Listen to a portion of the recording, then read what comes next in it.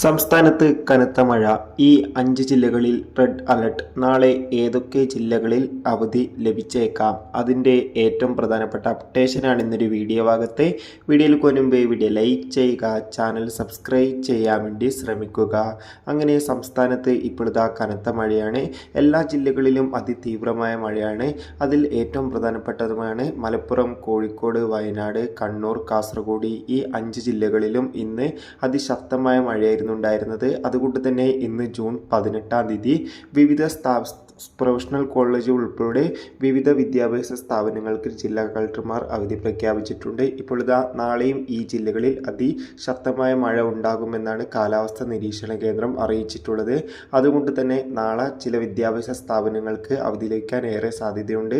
എന്തായാലും കാത്തിരിക്കാം. കൂടുതൽ അപ്ഡേഷൻ അറിയാൻ വേണ്ടി ഈ വരുന്ന ജൂൺ ജൂലൈ മാസം ധാരാളം ചിത്രങ്ങൾ OTT റിലീസ് ചെയ്യും. ആ ചിത്രങ്ങളുടെ വീഡിയോ നമ്മുടെ ചാനൽ ഭാഗം പരിശോധിച്ചാൽ നിങ്ങൾക്ക് കാണാൻ വേണ്ടി സാധിക്കുന്നതായിരിക്കും. കാണുക.